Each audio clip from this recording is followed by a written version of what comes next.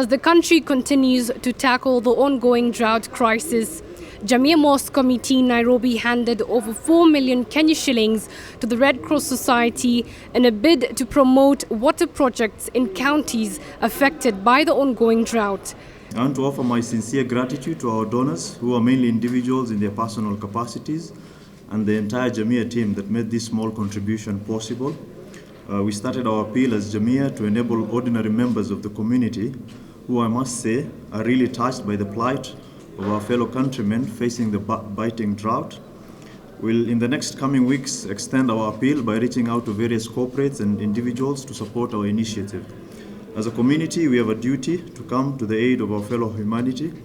I urge all of us to double up our efforts to alleviate the suffering of our brothers and sisters in need.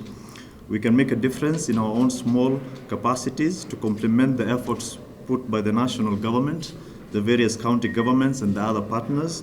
I want to finally thank the Kenya Red Cross Society for taking up the responsibility of making sure that the contributions are utilized for interventions within their drought mitigation framework.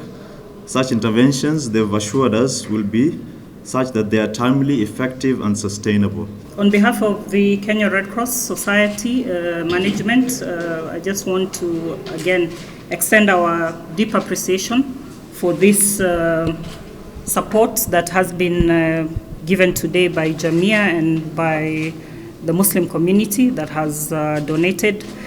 We don't take it for granted because we know that as Kenyans, everyone is going through different kinds of challenges. We know since COVID-19, people's economic situation has not been good, but for one to even forgo a meal for the sake of a brother and a sister, I think is something we really appreciate. And we know Kenyans are people who are loving, who are giving. And this is again another opportunity to continue to call on all of us to be able to support in whichever way we can.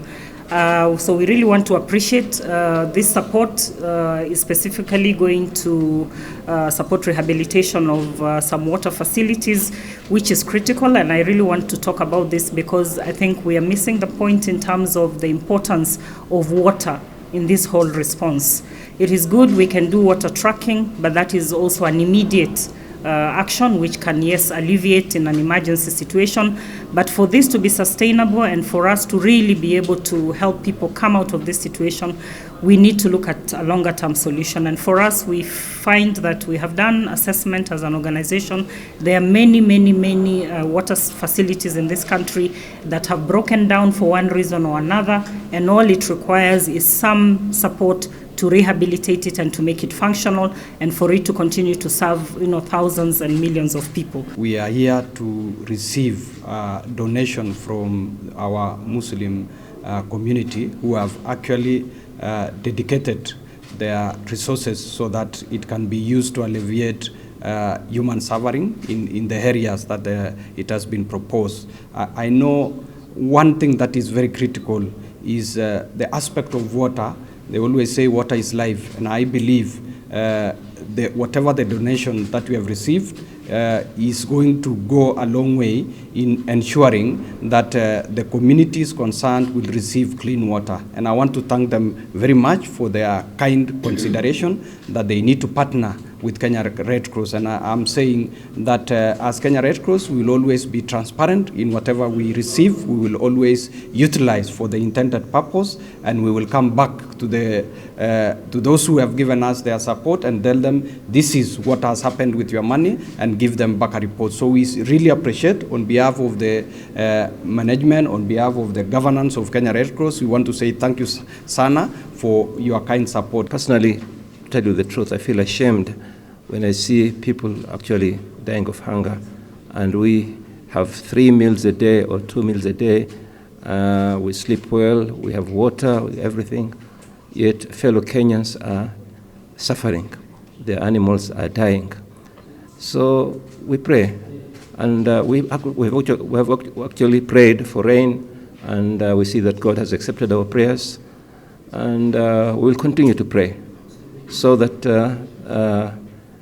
we look forward in the coming days that this matter will be solved once and for all, that we will not be able we will not be having this collection of money for people who are suffering from, lack of water, lack of food. I think this will be something, inshallah, that will be forgotten once and for all. Yes, we thank God that we have received some rain here and there, but it is not sustained, so it is not even enough to actually put food on the table for the people that are affected. At some point, even it is causing destruction, where you're having flash floods, which we have seen has also washed away some livestock. If the prediction again for next year is not positive, then it means we are actually looking at continuing in 2023 in having people who really need our support.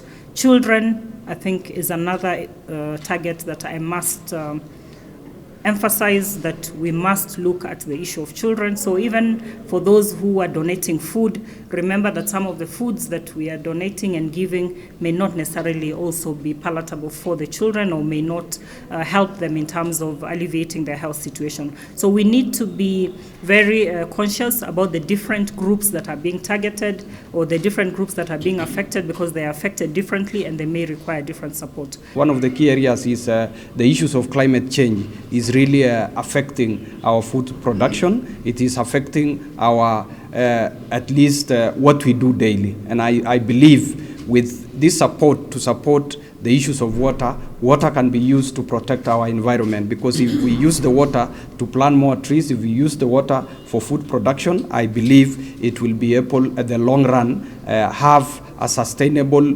food security, that people will not be able to be having what we are seeing today. We had the politicians, when they were being asked how much money they have, and some of them are billions, have billions, and yet we have this problem.